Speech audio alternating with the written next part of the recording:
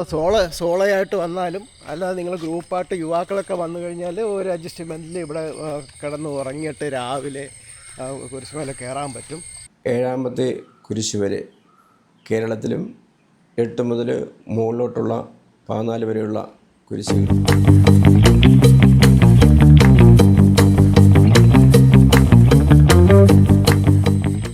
അഭ്യുതകാംക്ഷികളായ ഗുരുജനങ്ങളെ, സുഹൃത്തുക്കളെ, ഇപ്പോൾ നമ്മളുള്ളത് വെള്ളറട കുരിശുമല തീർത്ഥാടന കേന്ദ്രത്തിൻ്റെ അടിവാരത്തിലാണുള്ളത്. അതായത് ബേസ് ക്യാമ്പ് എന്ന് പറയുന്ന സ്ഥലത്താണ് ഇപ്പോൾ നമ്മളുള്ളത്. ഇപ്പോൾ സമയം രാവിലെ 6 മണി. ഈ 6 മണിക്ക് എഴുന്നേറ്റിട്ടുള്ള ഇതാണ്. ഇപ്പം മുകളിൽ ഇവിടെ ഒരു കുരിശടിയുണ്ട്. ഈ കുരിശടിയുടെ ഇവിടെ ഒരു ഹാളുണ്ട്. ഇവിടെ ഒരു ഹാളുണ്ട്. ഇവിടെ ഒരു സ്റ്റേജുണ്ട്. അപ്പോൾ ഞാൻ ഇവിടെ വന്ന് ടെൻ്റ് അടിക്കാമെന്നാണ് വിചാരിച്ചത്. ടെൻ്റ് അടിക്കാമെന്ന് വിചാരിച്ച് ഇവിടെ വന്ന് കയറിയപ്പോഴും ഇവിടെ നല്ലൊരു ഹാള് കണ്ട്. പിന്നെ ഞാൻ ടെൻ്റ് അടിക്കുന്ന ഹാള് കണ്ടപ്പോഴേക്കും ടെൻ്റ് അടിക്കുന്നത് ഞാൻ ഒഴിവാക്കി. ഞാൻ ഇവിടെ കൊണ്ട് വണ്ടി ഓടിച്ച് മുകളിൽ കൂടെ കൊണ്ട് വണ്ടി ഓടിച്ച് ഇവിടെ കയറ്റി വെച്ച് കഴിഞ്ഞപ്പോഴേക്കുമാണ് ഈ ഹാള് കാണുന്നത്. ഹാള് കണ്ടപ്പോഴേക്കും എന്താ ഇതിൽ ഞാൻ ടെൻ്റ് അടിക്കൽ ഒഴിവാക്കിയിട്ട് ഞാൻ പിന്നെ ഇവിടെ കയറി കിടക്കുകയാണ് ചെയ്തത്. ഷീറ്റൊക്കെ വിരിച്ച് നമ്മുടെ ഷീറ്റും തുണികളൊക്കെ ഉണ്ടല്ലോ, അതെല്ലാം ഷീറ്റൊക്കെ ഇവിടെ വിരിച്ച് ഇവിടെ കിടക്കുകയാണ് ചെയ്തത്. അപ്പോൾ ഇത് കൂടാതെ നമുക്ക് ഇവിടെ വരുന്നവർക്ക് സോളോയായിട്ട് വന്നാലും അല്ലാതെ നിങ്ങൾ ഗ്രൂപ്പായിട്ട് യുവാക്കളൊക്കെ വന്നു കഴിഞ്ഞാൽ ഒരു അഡ്ജസ്റ്റ്മെൻറ്റിൽ ഇവിടെ കിടന്ന് ഉറങ്ങിയിട്ട് രാവിലെ കുരിശുമല കയറാൻ പറ്റും. അപ്പോൾ ടോയ്ലറ്റ് സംവിധാനങ്ങളൊക്കെ അധികമായിട്ടുണ്ട്. സ്ത്രീകൾക്ക് സെപ്പറേറ്റ്, പുരുഷന്മാർക്ക് സെപ്പറേറ്റായിട്ട് ടോയ്ലറ്റ് സംവിധാനമുണ്ട്. ഇത് കണ്ട, ഇതിവിടെ ഇതെല്ലാം ടോയ്ലറ്റ്, കുളിക്കാനും എല്ലാം ഇതിനുള്ള സൗകര്യമുണ്ട്. ഇതൊരു സെക്ഷൻ ഉണ്ട്. ഇതൊരു സെക്ഷനായിട്ട് ഇവിടെ ഉണ്ട്. അപ്പോൾ സ്ത്രീകൾ വന്നാലും പുരുഷന്മാർ വന്നാലും സെപ്പറേറ്റായിട്ട് ഉണ്ട്. അല്ലെങ്കിൽ അതുകൂടാതെ തന്നെ ഈ സൈഡിലുണ്ട്, ഇപ്പുറത്തെ സൈഡിലുമുണ്ട്.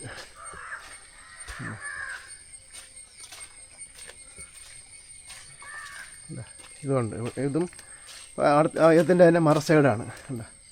ഇവിടെയൊക്കെ ഉണ്ട്.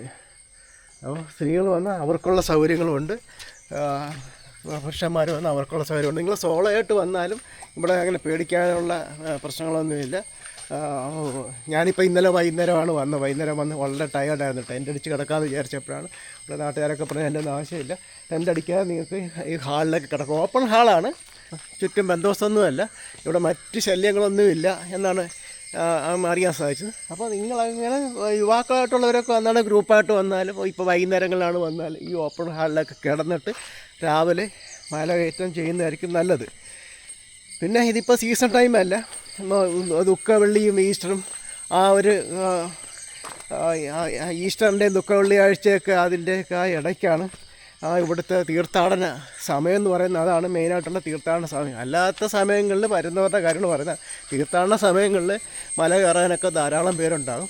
അതല്ലാത്തപ്പോൾ ഇപ്പം ഞാൻ സോളോയായിട്ട് വന്ന് ഇവിടെ വേറെ ആരുമില്ല, മല കയറാൻ വേറെ ആരുമില്ല. പിന്നെ നമ്മൾ ഒരു സ്ഥലത്ത് നിന്ന് തുടങ്ങി ഇങ്ങനെ പോകുന്നതുകൊണ്ട് ഇവിടെ ഇപ്പോൾ വെള്ളറട എത്തിയപ്പോൾ നമ്മൾ ഇവിടെ വെള്ളറടയിലെ പ്രധാന ടൂറിസ്റ്റ് കേന്ദ്രവും തീർത്ഥാടന കേന്ദ്രവും രണ്ടുമാണ്. ടൂറിസ്റ്റ് കേന്ദ്രമായിട്ടും നമുക്കിത് കാണാം, തീർത്ഥാടന കേന്ദ്രമായിട്ടും കാണാം. അപ്പോൾ യഥാർത്ഥത്തിൽ ഇത് തീർത്ഥാടന കേന്ദ്രമാണ്. അപ്പോൾ ടൂറിസ്റ്റായിട്ട് വരുന്നവർക്കും മല കയറാം. അത് നന്നായിട്ട് ട്രക്കിങ്ങിന് താല്പര്യമുള്ളവർക്കൊക്കെ അങ്ങനെ മല കയറാം.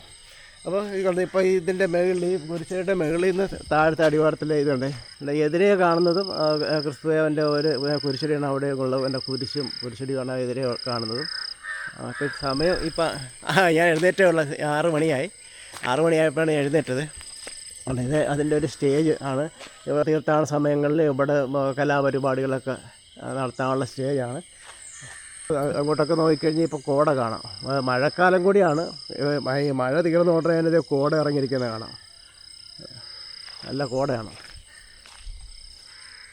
താഴെ റോഡിലിറങ്ങി ഒരു ചായ കുടിക്കാം എന്നാണ് വിചാരിക്കുന്നത്. നമ്മുടെ കയ്യിൽ ചായ ഇടാനൊക്കെയുള്ള സംവിധാനങ്ങളുണ്ടെങ്കിലും തൽക്കാലം അതൊന്നും എടുക്കുന്നില്ല. നമുക്ക് റോഡിൽ പോയി ഒരു ചായ കുടിച്ചിട്ട് മുന്നോട്ടുള്ള കാര്യം. ഞാനിപ്പോൾ ഇവിടുന്ന് ഒരു 8 മണിയായിക്ക് മുകളിലോട്ട് മല കയറാമെന്നാണ് വിചാരിക്കുന്നത്. ഒരു കാപ്പിയൊക്കെ കുടിച്ചിട്ട് 8 മണിയാകുമ്പോൾ മല കയറാമെന്നാണ് വിചാരിക്കുന്നത്. അപ്പോൾ ഏതായാലും നമുക്ക് ഇവിടുന്ന് താഴെ പോയി ഒരു ചായയൊക്കെ കുടിച്ചിട്ട് നമുക്ക് ഒന്നേന്ന് മല കയറാം. ഇപ്പോൾ ഇവിടെ തന്നെ ഈ ബേസ് ക്യാമ്പിൽ ഭക്ഷണമൊന്നും കിട്ടാൻ ഉള്ള സൗകര്യങ്ങളൊന്നുമില്ല. അല്പം അങ്ങോട്ട് മാറുമ്പോഴേക്കും ഒരു 1/2 കിലോമീറ്റർ വണ്ടി നമ്മൾ തിരിച്ചോടിക്കുമ്പോഴേക്കും അവിടെ ഒരു ജംഗ്ഷൻ ഉണ്ട്. അവിടെ ചെന്ന് കഴിഞ്ഞാൽ എല്ലാ ഭക്ഷണം 5 മണി മുതൽ, രാവിലെ 5 മണി മുതൽ തന്നെ കട തുറക്കും. വൈകിട്ട് ഒരു 7 മണി വരെയൊക്കെ ചെന്ന് കഴിഞ്ഞാൽ ഭക്ഷണങ്ങളൊക്കെ കിട്ടും. തട്ടുകടയും ഉണ്ട്, എല്ലാ ചായക്കടയും ഉണ്ട്. അത്യാവശ്യം വേണ്ട സാധനങ്ങളൊക്കെ കിട്ടും. നമ്മളിപ്പം ഈ മല കയറുമ്പോഴേക്കും ബേസ് ക്യാമ്പിൽ നിന്ന് തന്നെ അവിടെ നിന്ന് തന്നെ എന്തെങ്കിലും ഒരു ചെറിയൊരു ഭക്ഷണവും ഇച്ചിരി വെള്ളമൊക്കെ വാങ്ങിച്ചുകൊണ്ട് മുകളിലേക്ക് കയറുന്നതാണ് അഭികാമ്യം. ഇപ്പോൾ പിന്നെ ഈ ഒറ്റയ്ക്ക് സോളോയിട്ട് വരുന്നവർ താഴേക്ക് ഒന്ന് അറിയിച്ചിട്ട് മേൽപോട്ടൊക്കെ പോകുന്നതായിരിക്കും നല്ലത്.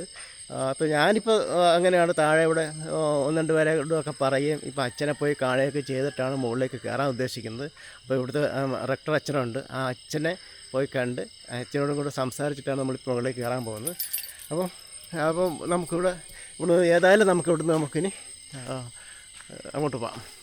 എൻ്റെ പേര് right reverend doctor Vinson K Peter, Thekkan Kurisumala തീർത്ഥാടന കേന്ദ്രത്തിൻ്റെ ഡയറക്ടറാണ്. നെയ്യാറ്റിൻകര രൂപതയിലെ പ്രസിദ്ധ തീർത്ഥാടന കേന്ദ്രമാണ് തെക്കൻ കുരിശുമല.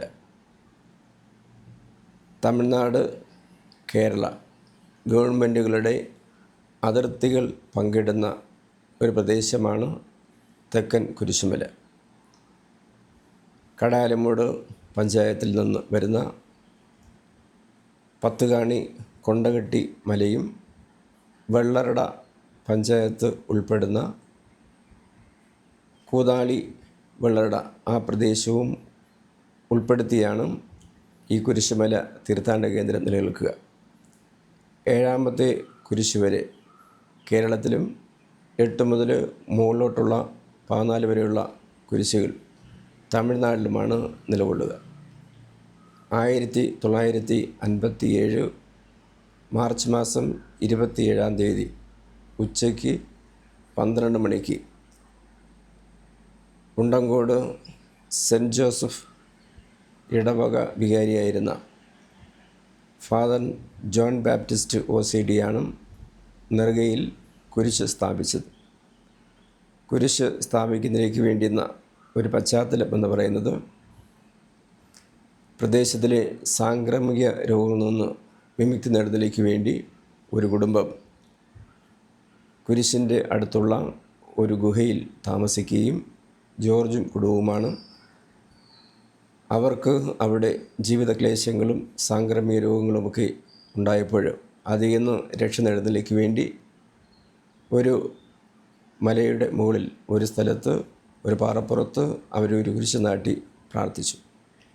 അതിലൂടെ അവർക്ക് ലഭ്യമായ സൗഖ്യം അന്നത്തെ ഇടവക വികാരിയായിരുന്ന പന്നിമല 10-ാം പീസ് ദേവാലയത്തിലെ ഇടവികാരി ഫാദർ ജോൺ ബാപ്റ്റിസ്റ്റ് OCD അറിയിക്കുകയും അദ്ദേഹവും സഹപ്രവർത്തകരായ സത്യനേശൻ ഉപദേശിയുമായിട്ട് ആ ഗുഹ സന്ദർശിക്കുകയും അതിനുശേഷം അവർക്ക് വേണ്ടി പ്രാർത്ഥിക്കുകയും മലയുടെ മുകളിൽ ഒരു മരക്കുരിശ് സ്ഥാപിക്കുകയും ചെയ്തു.